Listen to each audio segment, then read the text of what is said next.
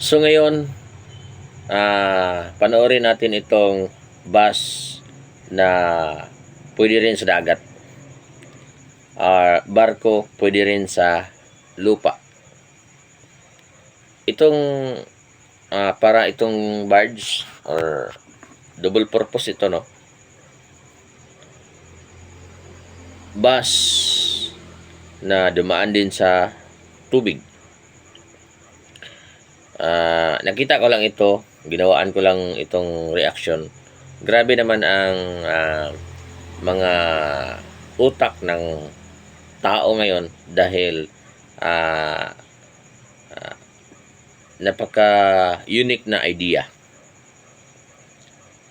Unique na idea na ito na gumawa ito.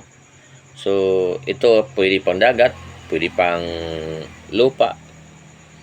So, tingnan nyo guys, oh. Ayos ah. Ang ganda ng idea na ito para kung ikaw ay pumunta ng dagat, pwede nyo masakyan ito.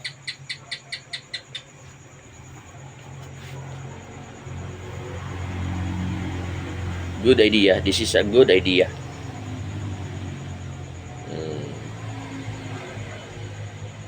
Ginawaan ko itong reaction para may share itong video na ito, para may spread at saka marami ding makakuhang idea sa video na ito. So yan guys, no? Maraming salamat sa inyong panonood ng aking mga video. Ang ganda ng idea, no? Bus pwede pala sa dagat dumaan.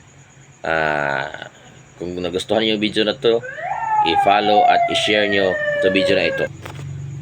Huwag nyo kalimutan mag-follow, mag-share at mag-like sa ating mga video para updated kayo. Thank you for watching. Bye-bye.